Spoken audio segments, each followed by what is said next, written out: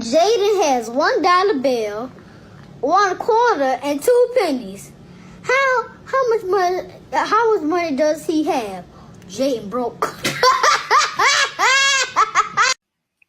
Hey, what's going on? Always, it's your local real estate agent here, Garaudy Joseph, and your loan officer, Ronnie. We're here just to inform, not to influence. We got a cool video that we want to share with you guys, and let's go ahead and jump into that video. All right. Whoop. All right, here we go.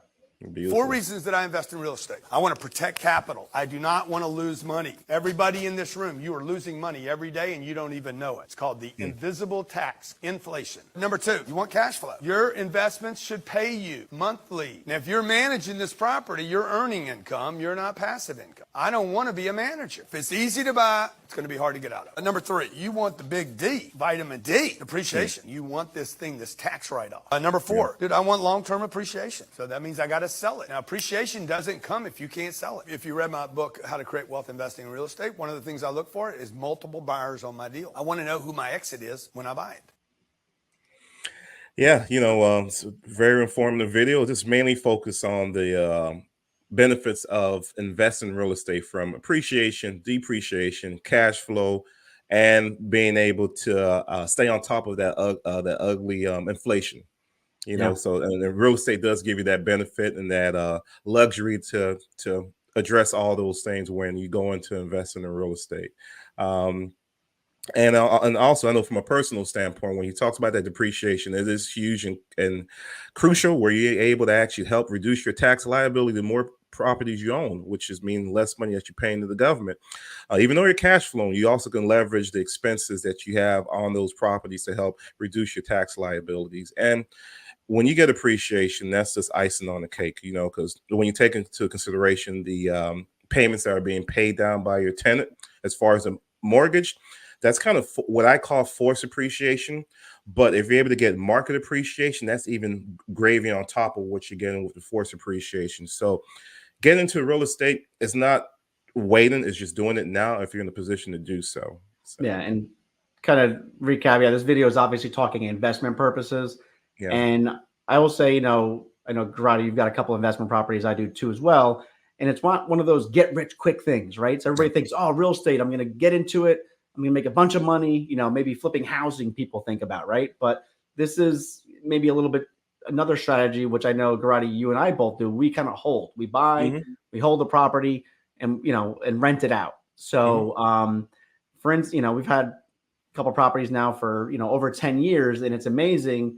You've got you're paying that mortgage down, you're making positive cash flow. So you're making a little bit each month, paying that mortgage down. And then the amount of appreciation that we've gained over the last 10 years is phenomenal, right? So you can pull equity out of it. You can do a lot of things with it, right? You don't necessarily have to sell it. You can refinance, you can do a home equity line of credit, grab that money and just do other things with. And the other thing you said about inflation, it's funny. He does say that's the invisible thing no one ever talks about. Yeah. And one thing I want to point out is with inflation, everybody over the last couple of years now has heard that name. It's all over the news with inflation, with just everything going up. You name it, it's gone up in the last couple of years. And for those people thinking, oh, the housing is going to crash, and everybody's can remember 2008, so that's what everybody's thinking. Right now, God forbid, you needed to build a brand new home today, it's going to cost a lot more to build than it did, say, 3 years ago. So I think for that instance, housing, supply and demand is obviously the main driver of the housing market, and that's why housing has gone up. But also another little safety net is this inflation. To build a brand new home is significantly more than it was 3 or 4 years ago. So that's going to help keep prices, somewhat stable, along with the supply and demand. And it's interesting that you bring that up, because I read in this past week, this CEO of this multi-billion company who just purchased a home, multi-million-dollar home in Boca Raton. He paid $30 million for this home. And to your point, if you have $30 million, wouldn't you think it would be cheaper to build a home from the ground up? And not only that, this same home that he purchased for $30 million sold in 2021 for half the price. So obviously he when it comes down to it, pay attention to what the people with real money are doing with their money. If they're looking at the fact that, hey, I can care less that this home sold for $16 million in 2021. I want to buy it now for $30 million because this is what it's worth today, and this is where I want to live, and this is what I can afford. And it makes more sense for me to do that versus what building from the ground up. So I say all that to say, we always emphasize it's crucial to make sure you have the right people on your team, give you the right advice and information to make the best decision based off of where you're at in your real estate journey. And another thing I think is real factor right now is everybody's looking back to 2019, 2020 prices and thinking, I could have bought that house for X dollars and now it's worth this. Yeah. So it's like you almost have to swallow your pride. You mentioned this off the camera before.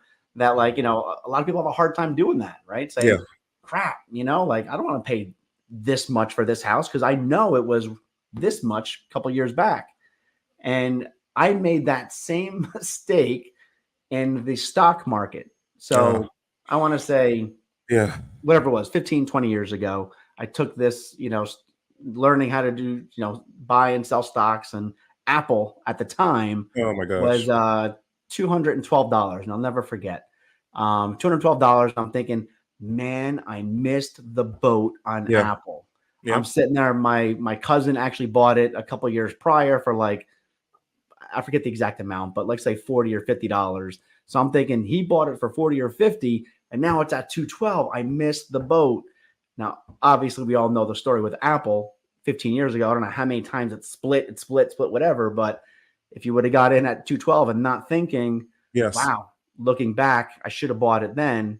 It's just a matter of now, kind of moving forward, like your point. You know, what is everybody else doing? Exactly. And like you said, moving forward and just, you know, knowing what makes sense for you right now, because, you know, tomorrow's going to come. You know, it's just what you're going to do today. So that's why the best way to look at it. So, well, as always, appreciate you guys' time. And until next time. All right.